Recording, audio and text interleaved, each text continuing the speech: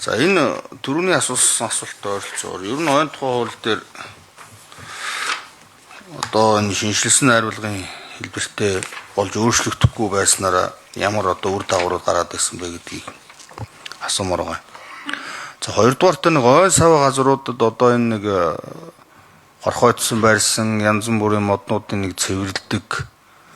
За тэрийг бас нэг аж ахуйн нэгжүүд гүйцэтгэдэг юм байсан. За тэрний тэр тоо хэмжээ тэр ч юм уу нэмэгдэж байгаа юм уу яаж аа.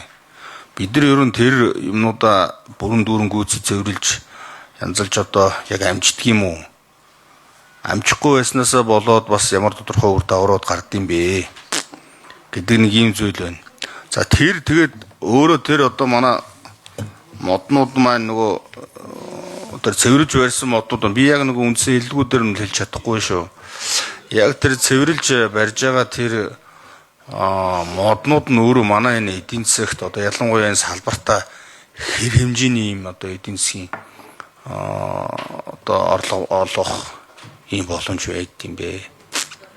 За 3 дугаарт нь одоо энэ нөгөө тэр нөгөө самар түүдэг улсууд тэр ой модонд одоо тэр самар умраа түүсээр байгаа тэрнээс одоо гарч байгаа тэр хор хохирол энэ юмнуудыг одоо тооцдог эсвэл одоо тэрнтэй холбоотой юм хариуцлагын юмнууд энэ хуулийн дээр чухал тусгагдж байгаа юу гэдэг ийм нэг асуудал. За дөрөвдүгээрт энэ ойн хуулийн хүрээнд энэ одоо жишээ нь бүс нутгийнхаа хэмжээний юм ярих гэдэг. Нөгөө нэг бид нар одоо энэ тэрбум модтой холбоотойгоор за мод зууд тарих, агро парк байгуулах. За тэгээд тэр юунууд тэр хэрэгжиж байна. Үгүй тэр одоо хэр тусгагдж байна. Тэрдрийг энэ нөгөө тэрбум модны хүрээнд чинь нэг баахан олон аж ахуйн нэгжүүд хэдэн сая мод л одоо тарин байрын санхүүжилтийн шийдвэрлэнд гэдэг нэг баахан амлалт өгөөл гарын ус зурцгаа гэдээсэн. Тэр одоо яг бүрэн дүүрэн хэрэгжиж байгаа юм бол одоо их дутууд болно гэж би бол хувьдаа анзаардаг. Тэгэхээр тэрнтэй холбоотой тийм одоо хариуцлагын гэх юм уу эсвэл тэдрийг ингэж жоохон шахаж шаардсан юм уу те ийм зохицуулт юмнууд бас энэ дэр орж байгаа юу гэдэг. Тавд нөгөө нэг одоо алтан харган энэ төр гэдэг нөгөө бут мот байдаг штэ одоо гоё бүс. Энд чи одоо ойдоо орох уу энд энэ хуулинд одоо бас нэг тэрийг тарьж ургуулах тэрний үр мөрийг одоо бэлтгэх цацах ийм юмнууд энэ ой модны энэ хуульд одоо хамаарах уу одоо тэр модууд хамаардаг юм уу гэдэг ийм нэг хэд асуулт.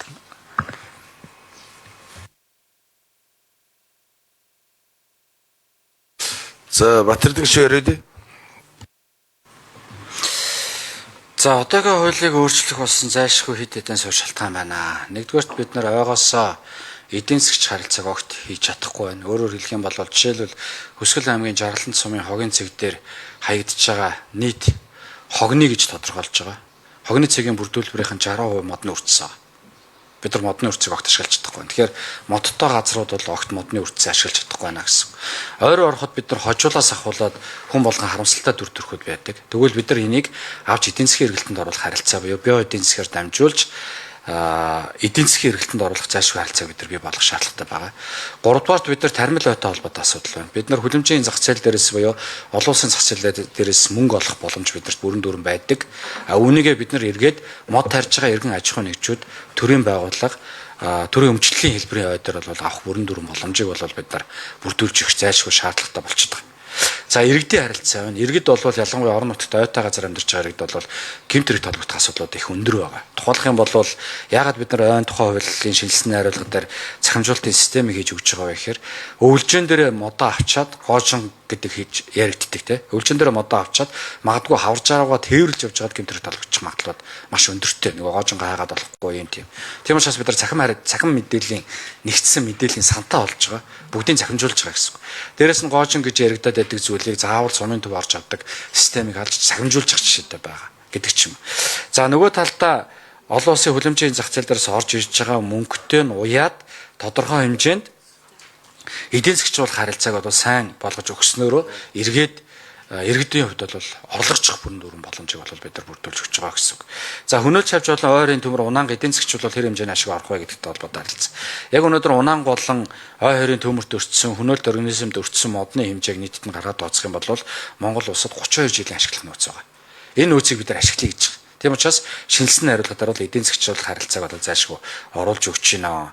За самартай холбоотой хариуцлагууд тооцогч байгаа. Бид нэр самартай холбоотой харилцааг бол хуулийн 36 дугаар зүйл дээр хушин ой менежмент буюу самарын модтой нь холбож бид нар бүгд ингэ оруулж холбож бас өгч байгаа. Хариуцлагч хэлбэрүүд бол мэдээж тухайн хэлбэрээс шалтгаалаад эрүүгэн болон зөрчлийн хуулиар шийдвэрлэгдэх харилцаанууд бол бүрэн дүүрэн явж байгаа.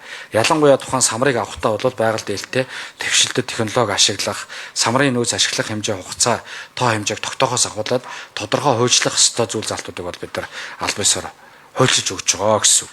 За үр үржилттэй холбоотой асуудал дээр бол хуульчилж бид нар бас өгж байгаа. Ялангуяа нөөцтэй холбоотой, сантай холбоотой асуудлыг бид нар хуульчилж өгч цаашдаа энэ гарал үүслийн тодорхойлтыг бид нар хийж өгөхгүй бол энэ тэндээс орж ирсэн моднуудыг байгаль давж шууд тарих гэдэг ч юм уу. Эсвэл тухайн зарагдж байгаа худалдаалагдж байгаа мод нь өөрөө гарал үүслийн гэрчлэгээгүйсээ улбаатай хаана таригдах нь мэддэхгүй таны сэний хэлдэг. Жишээлбэл сэлэнгэд мод үржүүлэгдээр байсан модыг авчиад замын үдэд авч тарихаар ямар ч урах боломжгүй хөрсөн дарахгүй гэдэг ч юм уу тий. Гихмичлэнгийн ийм нөхцөл байдлууд үүсэж байгаа. Тэгэхээр бид нар энэ мэдээллийн системээрээ дамжуулаад иргэдэд мэдээлэл авах бүр эрхийг нээж өгөөд дээрээс нь заавал гарал үүслийн тодорхойлолтой байх хариуцлагын асуудлыг бол бид нар заавал оруулж өгч байгаа. За тэр бомод хариуцлагажуулалттай холбоотой асуудлууд бол мөн адилхан орж байгаа. Ялангуяа эдийн засгийн харилцааг бид нар оруулснараа тэр бомод үндэсний хөдөлгөөнд одоо өнөөдөр оролцоод явж байгаа аж ахуй нэгжүүдийн хувьд тодорхой хэмжээний эргээд ашигыг хүртэх боломжийг бид нар бүрдүүлж байгаа. Тухайлх юм бол өнөөдөр эдийн засгийн харилцаан дээр тарьсан модоо усад хүлээлгэж өгөөд л дуусчих. Эсвэл тухайн аймагтаа ч юм. Тэгвэл тухайн компани өөрсдөө эргээд хүлэмжийн зах зээл дээрээс мөнгө авах бүрэн дүрэн боломжийг нь бид нар энэ ойн тухай хуулийн шилжсэний хариуцлагаар оруулаад өгчөж байгаа учраас эргээд хариуцлагч